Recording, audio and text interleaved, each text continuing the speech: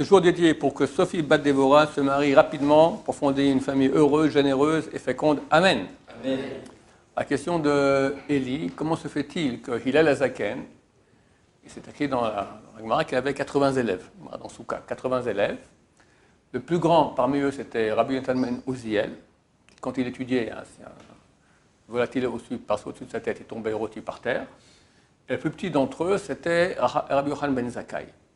La Gemara donne là-bas une page presque entière de toutes les qualités de Rabbi Yochanan ben Zakkai.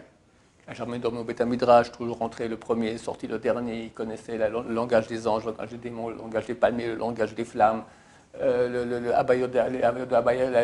Gemara de Abou Verav, Maaseh Bereshit, Maaseh Merkava, la Kabbalah haute, la Kabbalah basse, tout il connaissait.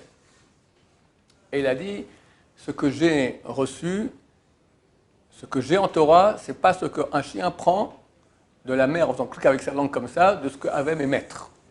D'accord?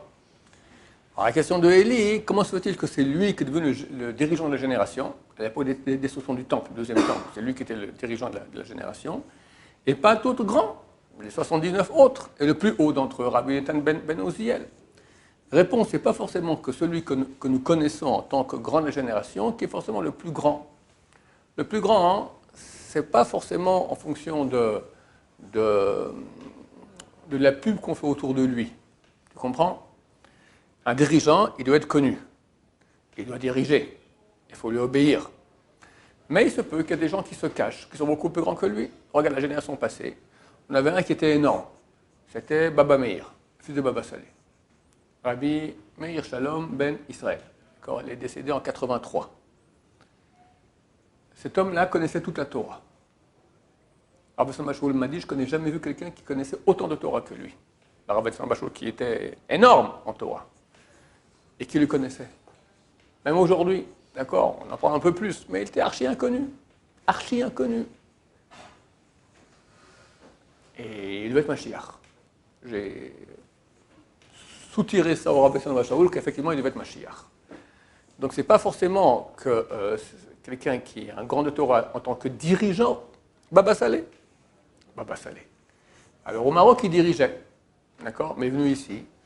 Il s'est fait tout dans un petit coin comme ça, et voilà, proche de la chèvre. Mais il dirigeait tout dans le ciel. Dans le ciel, il dirigeait. Il avait comment on appelle ça, un truc pour enlever la poussière.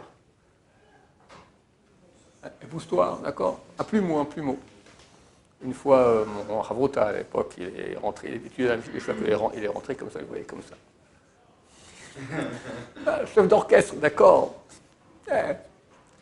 Pas savoir, c'est phénoménal, mais il n'était pas connu en tant que grand de Torah, en tant que dirigeant. Quand les questions de l'Alaha, il posait les poskim de nos générations. Très souvent, il pose la question au roman de Chaliaou, les questions de l'Alaha, etc.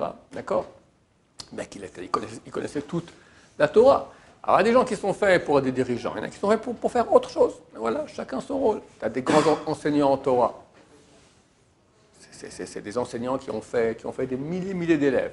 Sûrement, ils sont très grands en Torah aussi. Ils ne sont pas les grandes générations. Alors, il y a toutes sortes de rôles. D'accord? Rabbi Yochanan ben Zakkai, il a pris le rôle d'être la grande génération, un rôle qui était super pas sympa, parce qu'à sa génération, le temple a été détruit. Lui, un jour de sa mort, il s'est dit, je ne sais pas où je vais. J'ai deux chemins devant moi, un qui va au paradis, un qui va en enfer, je ne sais pas dans lequel on me prend. Tu comprends que ce n'est pas facile.